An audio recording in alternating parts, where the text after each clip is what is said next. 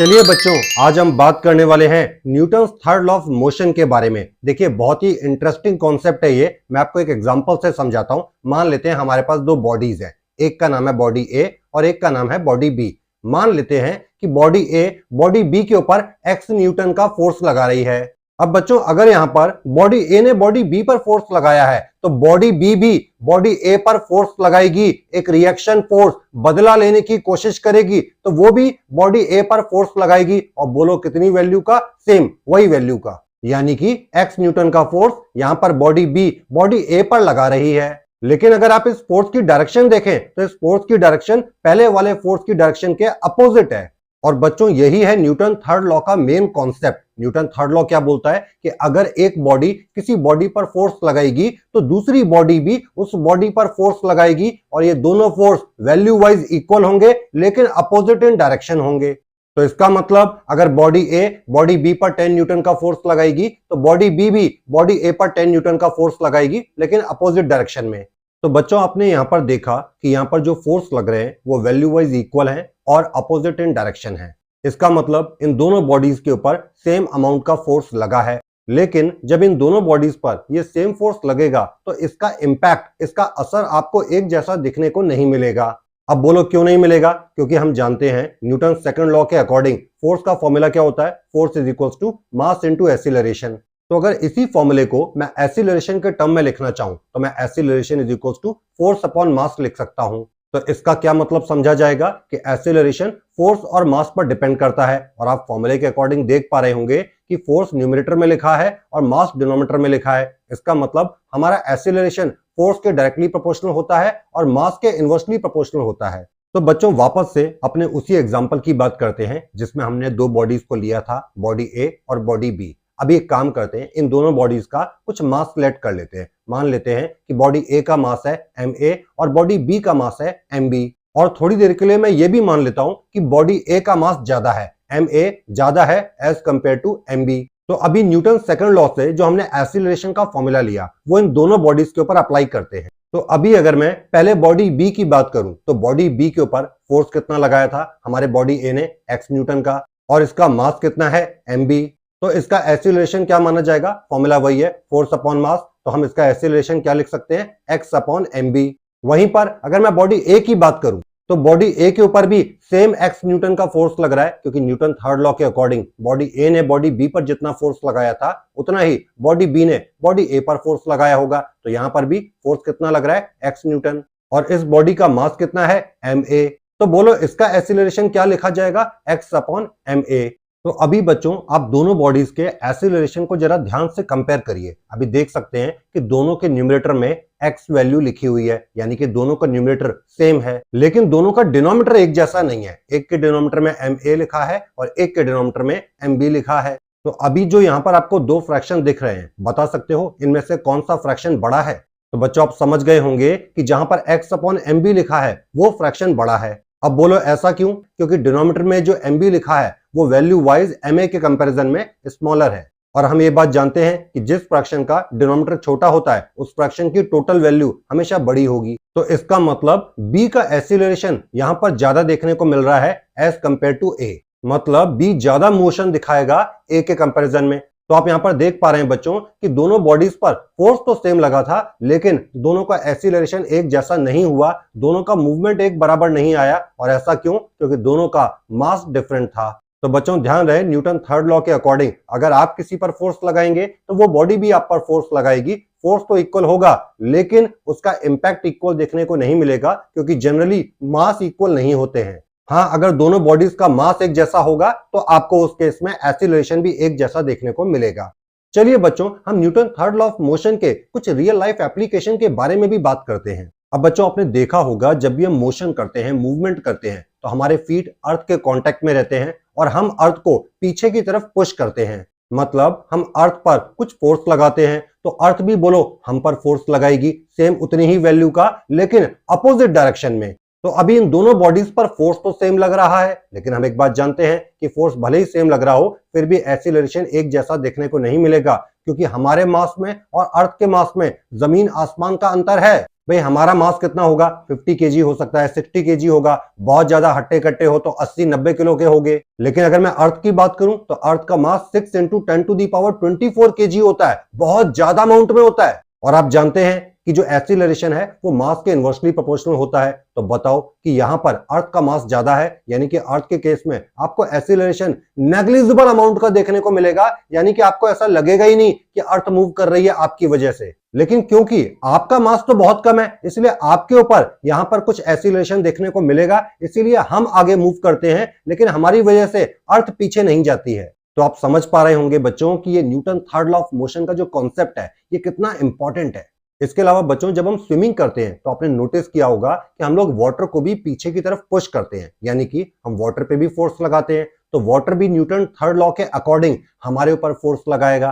अभी फिर से वही बात है कि ये दोनों फोर्स वैल्यू वाइज सेम है और अपोजिट इन डायरेक्शन है, लेकिन दोनों का इंपैक्ट एक जैसा देखने को नहीं मिलेगा क्योंकि मास में डिफरेंस होता है। तो यहां पर वाटर भी पीछे की तरफ मूव करेगा, क्योंकि वाटर का मास यहां पर कोई बहुत ज्यादा नहीं है, उसका भी थोड़ा बहुत ही मास है, तो वो भी पीछे की तरफ मूव करेगा। और आपका भी मास कोई बहुत ज्यादा नहीं है तो आप भी आगे की तरफ मूव करोगे, लेकिन आपका एक्सीलरेशन और वाटर का एक्सीलरेशन एक जैसा नहीं होगा, उसमें कुछ तो डिफरेंस होगा।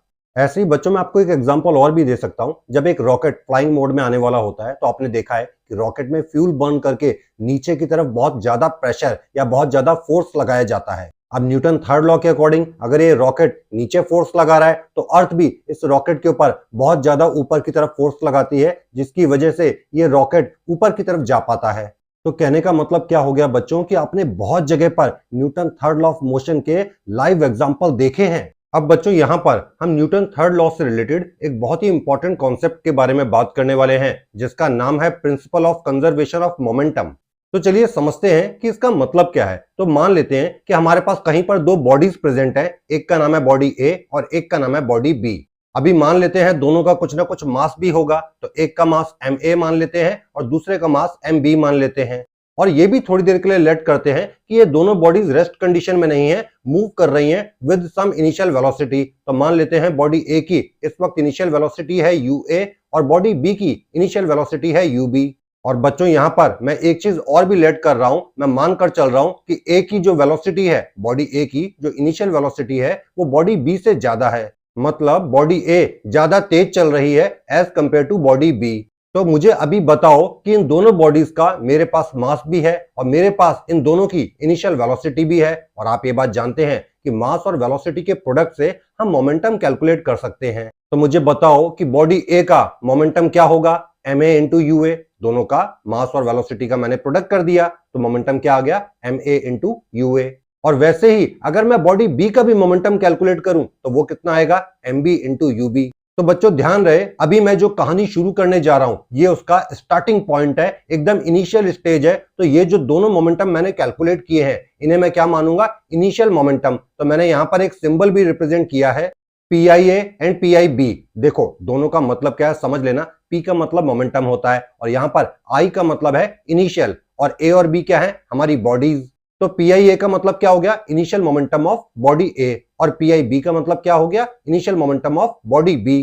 अब बच्चों यहां पर हम ये बात मानकर चल रहे हैं कि A की इनिशियल वेलोसिटी ज्यादा है B के कंपैरिजन में, तो फिर एक टाइम ऐसा भी आएगा जब बॉडी A आगे मूव करके B के पास पहुंच जाएगी और होगा कॉलिजन, यानी कि दोनों बॉडीज आपस में टकराएंगी। और बच्चों जब ये दोनों बॉडीज आपस में टकराएंगी तो बोलो यहां पर अप्लाई होगा न्यूटन का थर्ड लॉ, यानी कि बॉडी ए बॉडी बी के ऊपर फोर्स लगाएगी। इस फोर्स को मैं नाम दे देता हूं FAB। FAB का मतलब क्या हो गया, force applied by body A on the body B.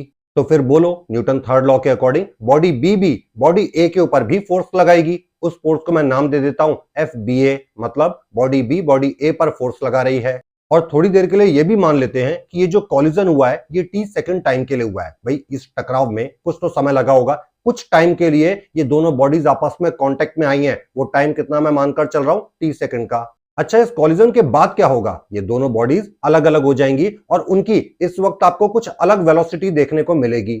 उस वेलोसिटी को हम फाइनल वेलोसिटी बोल सकते हैं। तो ए के लिए फाइनल वेलोसिटी हो गई VA और बी के लिए फाइनल वेलोसिटी हो गई VB। लेकिन बच्चों क्या यहाँ पर बॉडी ए और बॉडी बी के मास में कोई चेंज आया होगा? नहीं, बिल्कुल नहीं। दोनों का मास अभी भी वही होगा। बॉडी ए का मास ma होगा और बॉडी बी का मास mb होगा। तो मुझे बताओ कि अब अगर मैं बॉडी ए का मोमेंटम निकालूं तो वो क्या आएगा? ma into V A. और वैसे ही अगर मैं बॉडी बी का मोमेंटम कैलकुलेट करूं तो वो कितना आएगा? mb इंटू वीबी।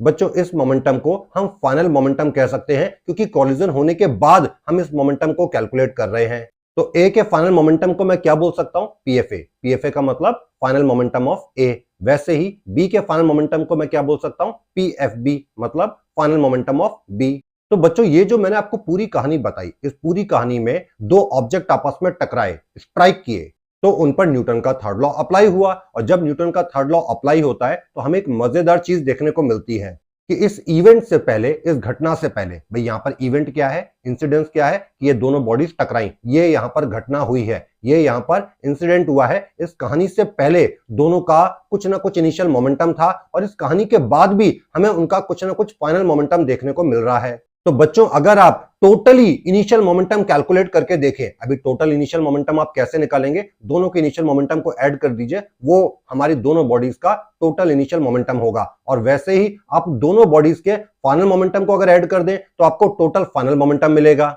और बच्चों यहां पर इंटरेस्टिंग बात क्या देखने को मिलने वाली है कि ये टोटल इनिशियल मोमेंटम और टोटल फाइनल मोमेंटम दोनों इक्वल आने वाले हैं। और इसी को हम principle of conservation of momentum बुलाते हैं। तो बताओ principle of conservation of momentum क्या कहता है कि जब भी कहीं पर न्यूटन का थर्ड लॉ अप्लाई हो रहा हो, यानी कि कोई दो बॉडीज आपस में इंटरेक्ट कर रही हो, अच्छा बार बार मैं दो बॉडीज बोल रहा हूं, वैसे दो से ज्यादा भी हो सकती है, लेकिन मैंने यहां पर सिंप्लिसिटी के लिए केवल दो बॉडीज ली हैं एग्जांपल के तौर पे। तो जब भी न्यूटन का थर्ड लॉ अप्लाई होगा, दो बॉडीज इंटरेक्ट करेंगी, तो उससे पहले जो उनका टोटल इनिशियल मोमेंटम रहा होगा और उसके बाद जो आपको टोटल फाइनल मोमेंटम देखने को मिल रहा है, ये दोनों इक्वल आएंगे। और यही बात हम प्रूफ भी करना चाहते हैं। तो चलिए देखते हैं हम इसको प्रूफ कैसे कर सकते हैं। बच्चों जिस समय कॉलिजन हुआ था उस समय बॉडी ए ने बॉडी बी के ऊपर फोर्स लगाया था और उस फोर्स को हमने क्या नाम दिया था? FAB। और बच्चों आप ये बात जानते हैं कि न्यूटन सेकंड लॉ में हम ये पढ़ चुके हैं कि कैसे फोर्स को कैलकुलेट किया जाता है। तो क्या आपको याद है फोर्स कैसे कैलकुलेट होता था? फोर्स का मतलब rate of change of momentum, यही आपने न्यूटन सेकंड लॉ में पढ़ा था। तो इसका मतलब हमें यहां पर मोमेंटम का चेंज देखना पड़ेगा। लेकिन मुझे बताओ कि यहां पर जो फोर्स लगाया है वो बॉडी ए ने बॉडी बी पर लगाया है, तो मैं मोमेंटम का चेंज किसके लिए निकालूं? ए के लिए निकालूं या बी के लिए? तो बच्चों आप ये बात जानते हैं कि जिस बॉडी पर फोर्स लगता है मोमेंटम का चेंज हम उसी के लिए कैलकुलेट करते हैं। तो हमें बॉडी बी का चेंज ऑफ मोमेंटम पहले देखना होगा। तो बॉडी बी का इनिशियल मोमेंटम क्या था? PIB। और बॉडी बी का फाइनल मोमेंटम क्या था? PFB। दोनों का डिफरेंस करते हैं तो हमें मिलेगा change of momentum of body B. और इसका रेट कैलकुलेट करने के लिए हम टाइम t से डिवाइड मार देते हैं क्योंकि यहां पर कॉलिजन t सेकंड टाइम के लिए हुआ है।